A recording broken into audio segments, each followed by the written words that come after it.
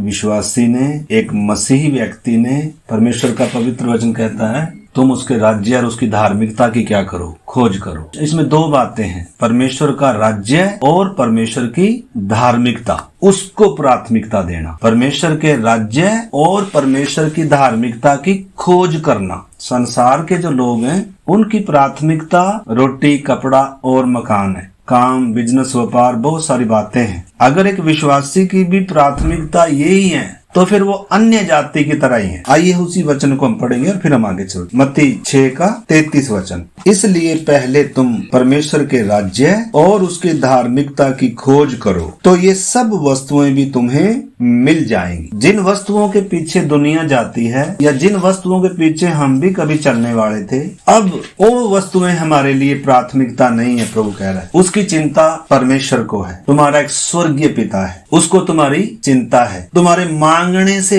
पहले जानता है। इससे पहले कि मत्ती 7:7 में प्रभु ने कहा मांगो तो तुम्हें दिया जाएगा, ढूंढो तो तुम पाओगे और खटखटाओ तो तुम्हारे लिए खोला जाएगा। तो इससे पहले कि मत्ती 7:7 प्रभु बताए मांगने के लिए, प्रार्थना करने के लिए, उससे पहले प्रभु ने बताया कि मांगना क्या है। तो जब इधर 6 अध्याय हम देखते हैं, प्रार्थना का विषय जब प्रभु दे रहा है कि तुमने कैसे प्रार्थना करनी है, तुमने प्राथमिकता किन चीजों को देनी है। जब मत्ती 6 अध्याय का 9 वचन हम देखते हैं, अतः तुम इस रीति से प्रार्थना किया करो, हे हमारे पिता तू जो स्वर्ग में है, तेरा नाम पवित्र माना जाए और तेरा राज्य आए, तेरी इच्छा जैसे स्वर्ग में पूरी होती है पृथ्वी पर भी हो। परमेश्वर का राज्य, जब हम परमेश्वर के पवित्र वचन में देखते हैं, परमेश्वर का राज्य पूरी पृथ्वी पर है। उसके लिए भजन संहिता 103:19 वचन में पढ़ता हूँ, यहोवा ने तो अपना सिंहासन स्वर्ग में स्थिर किया है और उसका राज्य पूरी पृथ्वी पर है। परमेश्वर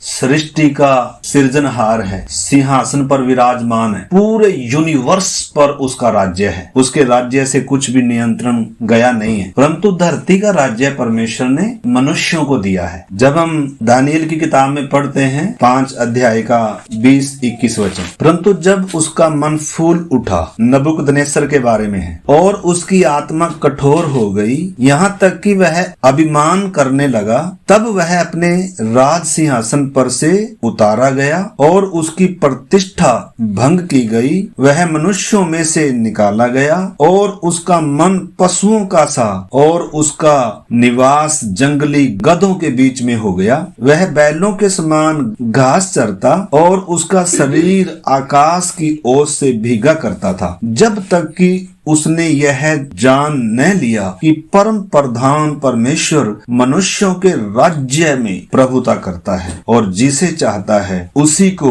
उस पर अधिकारी ठहराता है। हमारा परमेश्वर पूरे यूनिवर्स का राजा है, परंतु पृथ्वी पर परमेश्वर मनुष्यों को राज्य देता है। जैसे अभी हमारे हिंदुस्तान में हमारे बीजेपी की सरकार है और माननीय मोदी जी हमारे प्रधानमंत्री हैं, तो भले ही वोट हम डालते हैं लेकिन राज्य किसको देना है वो परमेश्वर सिलेक्ट करता है, वो नियुक्त करता है और उसी की इच्छा पूरी होगी। और राजा सोचते हैं कि हमारे हाथ में है सब कुछ, और परमेश्वर बहुत बार इनको लगने भी देता है और ये सोच बैठते हैं कि हाँ हमें है जो कुछ है। परमेश्वर का वचन कहता है नीति वचन 21 में, राजाओं का मन परमेश्वर के हाथों में बहती नालियों के समान है, जिधर चाहता है उधर मोड़ देता है। नियंत्रण परमेश्वर का। नबूकदनेस्सर ने सोचा था राज्य, इसलिए उसका मन फूल गया। जब वो अपने बेबीलोन को देख रहा था छत पर चढ़ा हुआ, उसका मन फूल गया और वो कहता है क्या ये बड़ा साम्राज्य मैंने अपनी ताकत से नहीं पाया। उसी रात सिंहासन पर से उतारा गया और वो सब बातें उसके साथ घट गई। जानवरों के समान घास चरने लगा। जब तक उसने यह नहीं जान लिया, 7 काल बीते उस पर, 7 साल, आखिर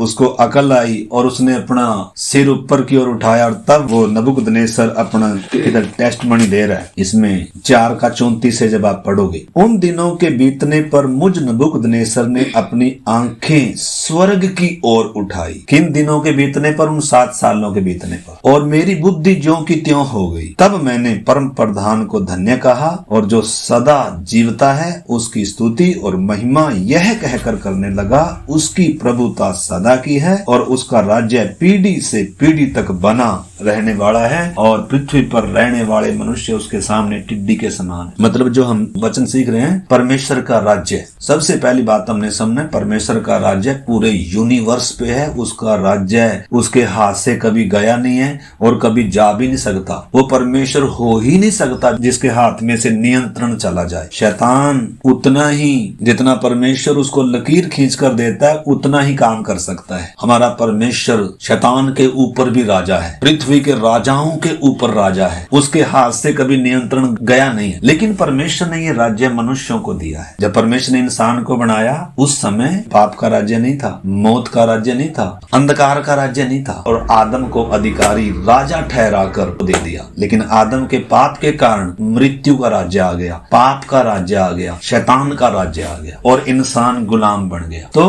पहले परमेश्वर का पूरे यूनिवर्स पर राज्य है, धरती पर परमेश्वर ने मनुष्यों को राज्य दिया है। रोमियो की पत्री 13 अध्याय 1 वचन, हर एक व्यक्ति शासकीय अधिकारियों के अधीन रहे, क्योंकि कोई अधिकार ऐसा नहीं जो परमेश्वर की ओर से न हो, और जो अधिकार हैं वे परमेश्वर के ठहराए हुए हैं। इसलिए जो कोई अधिकार का विरोध करता है वो परमेश्वर की विधि का सामना करता है। तो आगे भी जब आप पढ़ोगे, मतलब पृथ्वी पर मनुष्यों को परमेश्वर ने राज्य दिया है, उनको मनमर्जी करने का क्या दिया। वो सोचते हैं हमारी चल रही है, हम मसीह लोगों को भी क्या करेंगे, हम परमेश्वर, उनको मालूम नहीं, क्योंकि बुद्धि बंद, हमको मालूम ही नहीं है हमारा परमेश्वर कौन है और किसने हमें राज्य दिया है। परंतु अंधकार के वश में है, पाप के राज्य में है। आत्मिक तौर पर क्या है, शारीरिक तौर पर भले ही उनका राज्य है, हम उनकी सरकार में उनके अधीन है। इधर वचन भी कहता है कि उन शासकीय अधिकारियों के अधीन रहो। हमने सरकार के सारे कानूनों को मानना है, उनके अधिकारों का सम्मान करना है, भले ही हम परमेश्वर के राज्य में हैं, ठीक है ना। परंतु हमने समझना है, अगर वो हमें ये कहें कि परमेश्वर के राज्य के खिलाफ काम करो तो उसके लिए हम कभी भी तैयार नहीं होते। जो हमारे परमेश्वर के राज्य के विरोध में टकराने वाली बात है, परमेश्वर को छोड़कर और किसी को ईश्वर मान नहीं सकते हैं और कोई दंडवत के योग्य है, आराधना के योग्य नहीं है। तो अगर कोई नबूकदनेस्सर जैसा राजा बोलने लगे कि जैसे उनको सदरक मेशक अबेदनगो को कहा कि मेरी खड़ी कराई मूर्ति को क्या करो, दंडवत करो, तो इस बात को हमने समझना है। तो अभी भौतिक तौर पर राज्य धरती का परमेश्वर ने मनुष्यों को दिया है, जो पाप के, शैतान के और मृत्यु के अधीन है। परंतु हम परमेश्वर का धन्यवाद करते हैं। कुलुसियों की पत्री 1 अध्याय और 13-14 वचन भी पढ़ेंगे। कुलुसियों की पत्री 1 का 13-14 वचन, उसी ने हमें अंधकार के वश से छुड़ाकर अपने प्रिय पुत्र के राज्य में प्रवेश कराया, जिसमें हमें छुटकारा अर्थात पापों की क्षमा प्राप्त होती है। तो परमेश्वर ने हमें क्या कर लिया, अंधकार के वश से छुड़ाकर, शैतान के वश से छुड़ाकर, सारा संसार उसके वश में है, पाप के, शैतान के, अंधकार के और मृत्यु सब के ऊपर राज कर रही है। हर कोई मृत्यु के आगे कांपता है, लेकिन हम धन्यवाद करते उस महान परमेश्वर का, उसने हमें मौत से क्या कर लिया, छुड़ा दिया, मृत्यु के पार हो चुके हैं। शैतान को हमारे पांव के नीचे प्रभु ले आया, सबके ऊपर अधिकारी है प्रभु, वो शिरोमणि है, सारे अधिकार उसके अधीन है, उसके पांव के नीचे हैं और हम उसकी देह के अंग हैं। तो हर अधिकार किसके अधीन में है, कलीसिया के भी अधीन में है, क्योंकि कलीसिया मसीह की देह है। तो इस बात को हमने समझना है, आत्मिक तौर पर है ये परमेश्वर का राज्य है, दृश्य तौर पर नहीं अभी आया। लूका की इंजील 17 अध्याय, लूका 17 अध्याय 20-21 वचन, जब प्रभु यीशु मसीह परमेश्वर के राज्य की बातें कर रहा था, परमेश्वर का राज्य निकट है, मन फिराओ, तो कुछ फरीसी लोग उससे सवाल पूछ रहे थे। तो 20 से मैं पढ़ता हूँ। जब फरीसियों ने उससे पूछा कि परमेश्वर का राज्य कब आएगा, तो उसने उनको उत्तर दिया, परमेश्वर का राज्य दृश्य रूप से नहीं आता, और लोग यह न कहेंगे देखो यहाँ है या वहाँ है, क्योंकि देखो परमेश्वर का राज्य तुम्हारे बीच में है। परमेश्वर का राज्य तुम्हारे बीच में है, मतलब दृश्य रूप से नहीं है परंतु आत्मिक रूप से है। यीशु मसीह स्वयं परमेश्वर का राज्य था, इसलिए उनको कह रहा है देखो परमेश्वर का राज्य तुम्हारे बीच में, परंतु उनको समझ नहीं आई वो बात। एक जगह प्रभु ने रोटियां खिलाई लोगों को, तो वो सब मिलकर उसको राजा बनाने के लिए आए, इसको राजा बनाएंगे और हमारा हर दिन क्या चलेगा, ऐसी प्रोग्राम चलेगा। तो प्रभु बीच में से निकल कर चला गया, कह रहा है भाई तुम्हारे बनाने से मैं राजा नहीं हूँ, मैं तो पहले से क्या हूँ, राजा। तो एक आयत और पढ़ेंगे, यूहन्ना 18 अध्याय 36 में हाँ 18 का। यीशु ने उत्तर दिया, मेरा राज्य इस संसार का नहीं। यदि मेरा राज्य इस संसार का होता तो मेरे सेवक लड़ते कि मैं यहूदियों के हाथ में सौंपा नहीं जाता, परंतु मेरा राज्य यहाँ का नहीं है। मतलब भौतिक तौर पर राज्य की बात कर रहा प्रभु। फिलहाल आत्मिक राज्य को प्रभु ने स्थापित किया। हम एक समय पाप के अधीन थे, मृत्यु के अंधकार के अधीन थे, उसके वश में पड़े हुए थे, लेकिन प्रभु ने बड़ी कीमत देकर हमें क्या किया, उधर से छुटकारा देकर और हमें परमेश्वर के राज्य में उसने प्रवेश करा दिया। जब एक व्यक्ति उद्धार पाता है, एक व्यक्ति पापों की माफी पाता है, परमेश्वर से न केवल मेल हो गया, न केवल अनंत जीवन मिल गया, बल्कि वो परमेश्वर के राज्य में आ गया। यीशु ने प्रार्थना करना सिखाई थी, तेरा राज्य आए। यीशु ने प्रचार किया था, परमेश्वर का राज्य निकट है, और वो पेंतेकुस्त के दिन वो राज्य मनुष्यों के अंदर आ गया। पवित्र आत्मा उस राज्य को लेकर आया। तो जितनों के अंदर पवित्र आत्मा है, जितनों ने उद्धार का अनुभव, छुटकारे का अनुभव पाया, वो शैतान के राज्य में नहीं है, वो मृत्यु के राज्य में नहीं है, वो परमेश्वर के राज्य में है। हमने समझना है इस समय हम कहाँ हैं। जिन्होंने अभी तक उद्धार नहीं पाया वो अभी भी किसके राज्य में है, अभी भी अंधेरे में है। हमने चीज को अच्छे से समझना है। तो हर एक की प्राथमिकता क्या होनी चाहिए, रोटी कपड़ा और मकान नहीं, नौकरी व्यापार ये सब चीजें नहीं, सबसे पहले परमेश्वर का राज्य और उसकी धार्मिकता। एक व्यक्ति की सबसे बड़ी जरूरत उद्धार है, सबसे पहली जरूरत उसे परमेश्वर के राज्य में आना सबसे पहले, क्योंकि किसी के अधीन में है। जब तक एक व्यक्ति नए सिरे से जन्म का अनुभव नहीं पाता, जब तक यीशु को अपना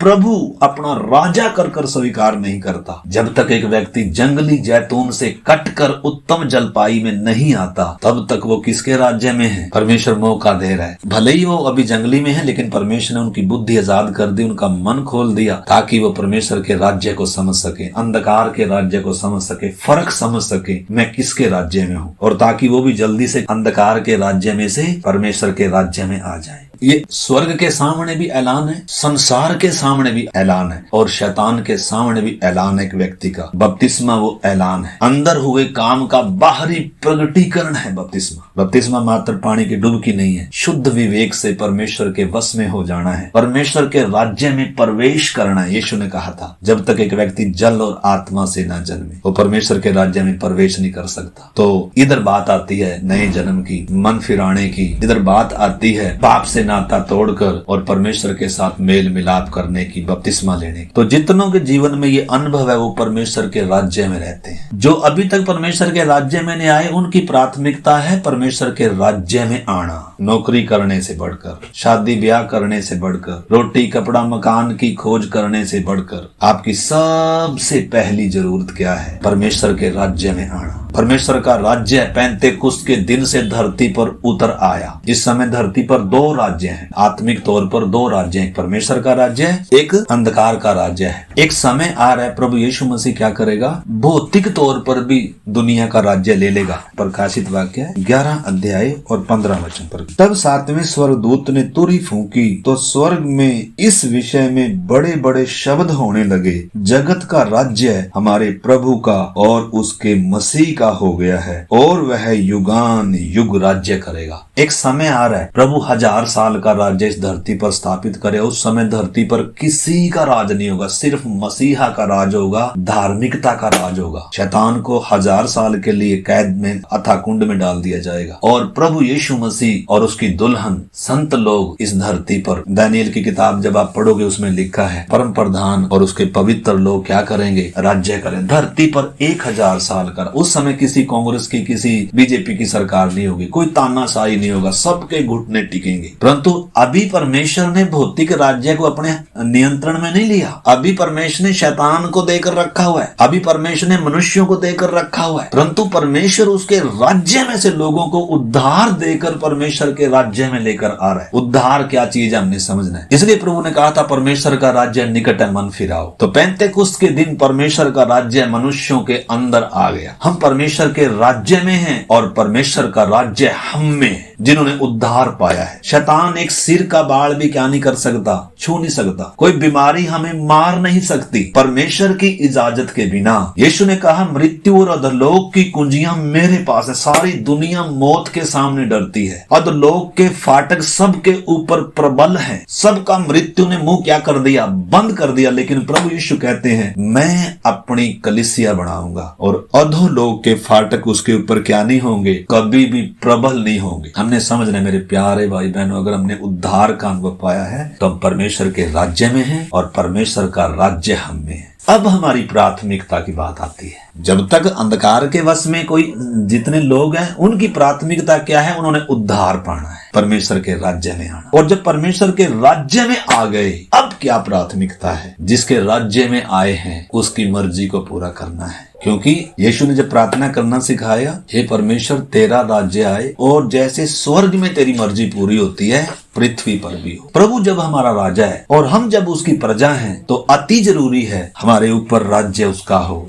उसकी चले हमारे जीवन में। अपनी मर्जी नहीं, किसी मनुष्यों की मर्जी नहीं, बल्कि परमेश्वर की मर्जी के अनुसार हमने चलना है। परमेश्वर ने हमें जिस कॉलोनी में, जिस परिवार में, जिस मोहल्ले में, जिस स्टेट में, जिस देश में रखा है, परमेश्वर की हमारे जीवन से एक मर्जी है, एक योजना है। कितनी पढ़ाई करनी है, कितना नौकरी करना है, कहाँ नौकरी करना है, क्या नौकरी करना है, कहाँ शादी करनी है, किससे शादी करनी है, हर बात में परमेश्वर की एक योजना है, एक इच्छा है। परमेश्वर चाहता है कि हम अपनी इच्छा को साइड पर रखकर परमेश्वर के राज्य को, परमेश्वर की धार्मिकता को, परमेश्वर की मर्जी को क्या करें, प्राथमिकता दें। इसलिए हमने हर दिन क्या करना है, तो जब हम परमेश्वर के राज्य में आ गए सबसे बढ़कर तो हमने क्या करना है, परमेश्वर से प्रेम करना है, संपूर्ण प्रेम करना है, मतलब आधा अधूरा मन नहीं। इसलिए पौलुस रोमियो की पत्री लिखते समय कह रहा है मैं तुम्हें परमेश्वर की दया स्मरण कराकर विनती करता हूँ। पौलुस परमेश्वर की दया स्मरण करा रहे कि कैसे हम पापी थे, हम जो अधर्मी थे, कैसे परमेश्वर ने हमारे ऊपर अपना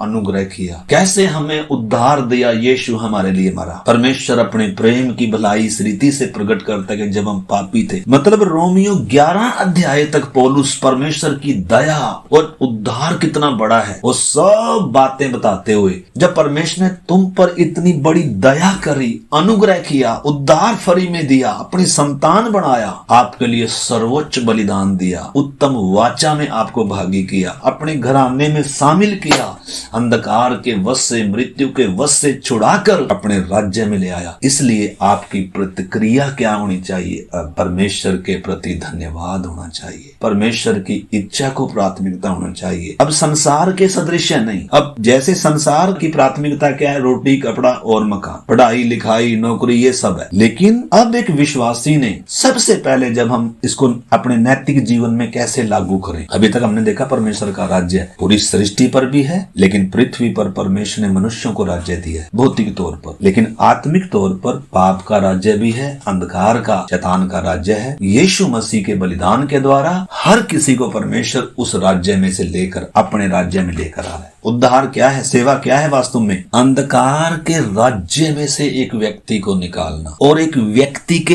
अंदर से भी अंधकार का, पाप का, शैतान का राज्य निकालकर परमेश्वर का राज्य उसके जीवन में स्थापित करना है। यह है बड़ा काम, यह है बड़ा काम। इसलिए यीशु ने कहा था जब तक पवित्र आत्मा की सामर्थ ना पाओ घर से नहीं जाना, क्योंकि ये चंगाई सभा चलाने का काम नहीं है। क्रूस के पहले किसी को अंधकार के वश से छुड़ाने का काम नहीं था, किसी को उद्धार देने का सेवकाई नहीं था, बपतिस्मा देने की सेवकाई नहीं था, भौतिक था वो सुसमाचार, क्रूस के पहले का सुसमाचार। लेकिन जब यीशु ने क्रूस पर बलिदान दे दिया, स्वर्ग और पृथ्वी का सारा अधिकार अपने हाथ में ले लिया, चेलों को अधिकार दे रहा है, अब सब अधिकार मेरे पास है इसलिए तुम जाओ। परंतु क्या कहा, जाने से पहले जब तक पवित्र आत्मा की सामर्थ ना पाओ इसी नगर में ठहरे रहना। तो जब पेंतेकुस्त का दिन आया, पवित्र आत्मा का सामर्थ पाया, उस समय फिर उन्होंने शैतान के राज्य को क्या कर दिया, तहस नहस कर दिया और उसके राज्य में से लोगों को परमेश्वर के राज्य में लेकर आए। तो हमने इस बात को समझना है। जब परमेश्वर के राज्य में आ गए, अब वो क्या कर रहे थे, जब हम देखते हैं कलीसिया जब स्थापित हुई, वो पहले की तरह नहीं जी रहे थे। आज आपको मालूम है लोग वहीं की वहीं हैं, अंधकार के वश में ही हैं, शैतान के वश में ही हैं, संसार की रीति पर, संसार के तरीके से ही हैं। लेकिन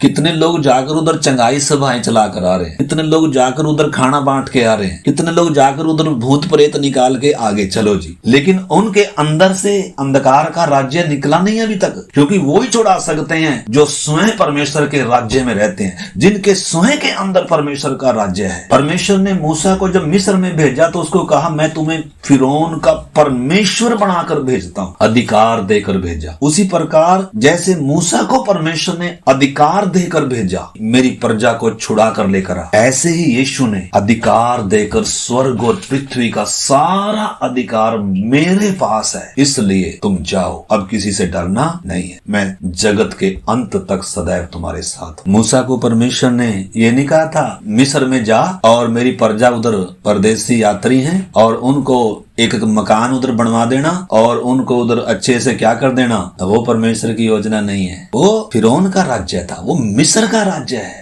आज मिस्र किसको दर्शाता है? संसार को दर्शाता है। फिरौन किसको दर्शाता है? शैतान को, मृत्यु को। और उसके वश में से कौन छुड़ा सकते हैं? मूसा जैसे परमेश्वर के ठहराए हुए दास जो परमेश्वर के राज्य में रहते हैं। हर किसी का ये काम नहीं है, ज्यादातर तो चंगाई सब आ चला रहे हैं और कितना बड़ा क्या भी है, ये धोखा भी है। तो हमने समझना है यीशु की प्राथमिकता क्या थी, यीशु का प्रचार क्या था, यीशु की प्रार्थनाएं क्या थी। परमेश्वर का राज्य आए, मन फिराओ, परमेश्वर का राज्य निकट है। लेकिन कितने लोगों को परमेश्वर के राज्य के नहीं मालूम। यीशु मसीह पर विश्वास करके चंगाई पा लिया, आशीष पा लिया और उन्होंने अभी तक भी मतलब इस चीज का आभास नहीं। शैतान के राज्य में भी क्या हो रहे हैं? चमत्कार हो रहे हैं, भूत प्रेत निकल रहे हैं, दुष्ट आत्माएं निकल रही हैं, उधर परमेश्वर का राज्य नहीं है। तो हमने समझना मेरे प्यारे भाई बहनों, अभी हम प्रार्थना करेंगे, लेकिन हम नैतिक जीवन में, व्यवहारिक जीवन में कैसे परमेश्वर के राज्य और उसकी धार्मिकता को प्राथमिकता दें। अब ये बात आती है। तो सबसे पहले तो परमेश्वर को क्या करना है? संपूर्ण प्रेम करना, आधा अधूरा प्रेम नहीं। परमेश्वर कभी भी ये नहीं कह रहा कि माँ से प्रेम ना करो, भाई से प्रेम ना करो, संबंधों से प्रेम ना करो, काम ना करो, संसार में ना रहो। परमेश्वर कभी ये नहीं कह रहा है, परंतु प्राथमिकता क्या होनी चाहिए? आपका संपूर्ण प्रेम किसके लिए होना चाहिए? जिसने आपको बनाया है, जिसने आपके लिए क्रूस पर अपनी जान दी है, जो आपके लिए एक अनंत योजना रखता है, जो आपके दिल का राजा है, उसकी इच्छा पूरी करना। उसको प्रेम कैसे करना? पूरी व्यवस्था का भी यही सार था। जब यीशु से पूछा गया व्यवस्था में सबसे बड़ी आज्ञा कौन सी है, देखो निकाल लीजिए, फिर हम प्रार्थना करते हैं।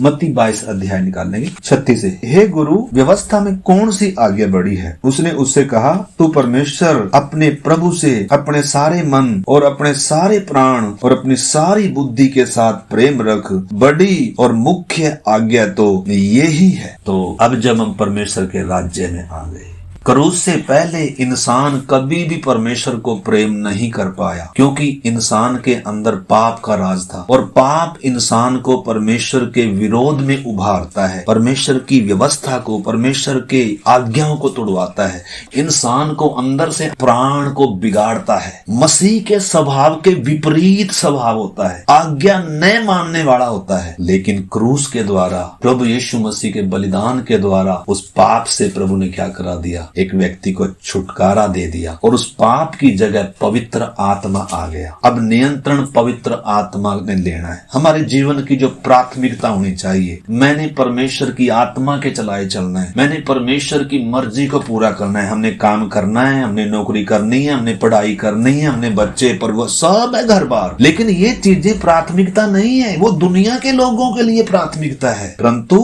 हम जो जिनके अंदर परमेश्वर का राज्य है, जो परमेश्वर के राज्य में आ गए हैं, अब उनकी प्राथमिकता क्या है? परमेश्वर को सबसे बढ़कर प्यार करना, परमेश्वर की इच्छा को अपने जीवन में क्या करना। प्रभु की जगह अगर किसी और ने ले ली, नौकरी ने ले ली, काम ने ले ली, किसी संबंध ने ले ली। देखो यीशु मसीह ने क्या कहा, यदि कोई मुझसे बढ़कर किसी संबंध को प्रिय जानता है तो वो मेरे राज्य के योग्य नहीं है। अपने नैतिक जीवन में मैंने परमेश्वर की इच्छा को पूरा करना है, मैंने परमेश्वर को प्रेम करना है, मैंने परमेश्वर के साथ चलना है। तो सबसे पहले हर एक विश्वासी जिन्होंने उद्धार पाया है, नीति वचन 3 अध्याय 5-6 वचन पढ़ के, तो अपनी बुद्धि का सहारा नहीं लेना, वरन संपूर्ण मन से यहोवा पर भरोसा रखना, उसी को स्मरण करके सब काम करना, तब वह तेरे लिए सीधा मार्ग निकालेगा। मतलब हर दिन की जब शुरुआत एक विश्वासी ने, मैंने, आपने करनी है, तो कैसे करनी है? प्रार्थना के साथ, प्रभु की आराधना के साथ, वचन अध्ययन करने के साथ। जो भी निर्णय ले,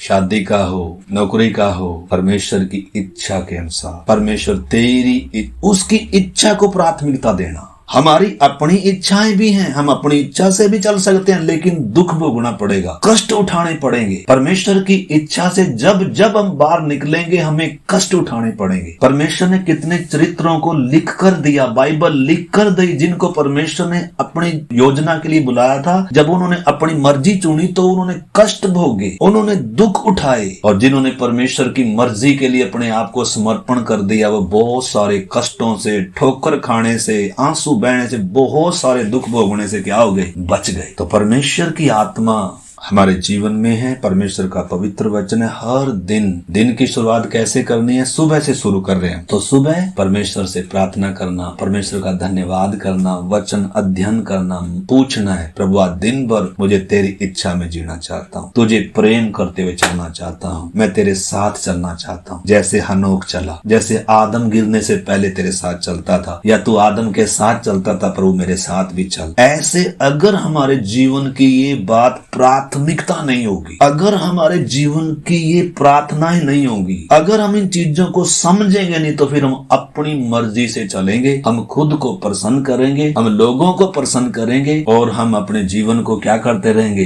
खराब करते रहेंगे, और कभी भी हमारे अंदर वो शांति और आनंद और जय का जीवन आएगा नहीं। तो इस करके भी हम प्रार्थना करते हैं। हम वचन मनन क्यों कर रहे हैं? ताकि हम परमेश्वर के राज्य को समझें और परमेश्वर की इच्छा के लिए अपने आप को क्या करें, समर्पण। परमेश्वर किसी के साथ जबरदस्ती नहीं करता, परंतु जो शैतान के राज्य में है और वो परमेश्वर के राज्य में आना चाहता है, तो प्रभु उधर से उसको छुड़ा कर लाता है अपने प्रिय पुत्र के राज्य में। इस करके मेरे प्यारे भाई बहनों, अभी मतलब ये नहीं हमने उद्धार पा लिया तो अभी अपने ही प्रोग्राम है, हमारे अपने प्रोग्राम नहीं है। हमारे हाथ में बाइबल है, हमारे अंदर पवित्र आत्मा है, अंदर परमेश्वर का राज्य है, हम भी परमेश्वर के राज्य में हैं। इस करके हर दिन मेरी और आपकी प्राथमिकता, मैंने प्रभु के समान बनना है, मैंने प्रभु के लिए तैयार होना है, मैंने प्रभु के साथ चलना है, मेरे जीवन से मैंने उसको खुश करना है। संसार को खुश करेंगे, लोगों को खुश करेंगे, संसार की रीति पर चलेंगे तो हमें बहुत एक दिन घाटा होगा, पछताना पड़ेगा,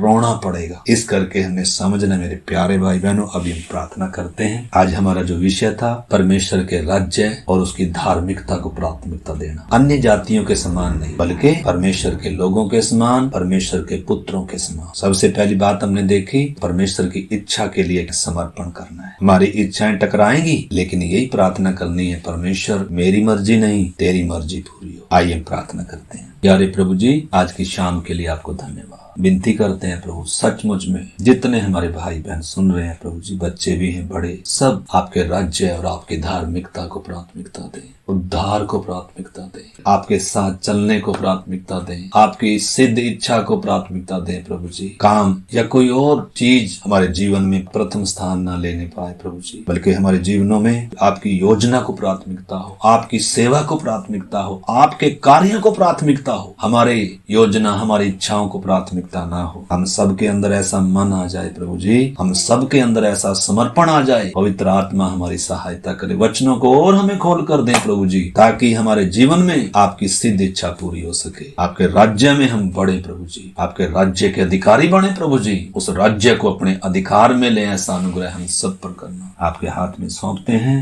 धन्यवाद, आपने हमारी प्रार्थना को सुना, यीशु मसीह के नाम से आमीन। सबको जय मसीह की। मारानाथा।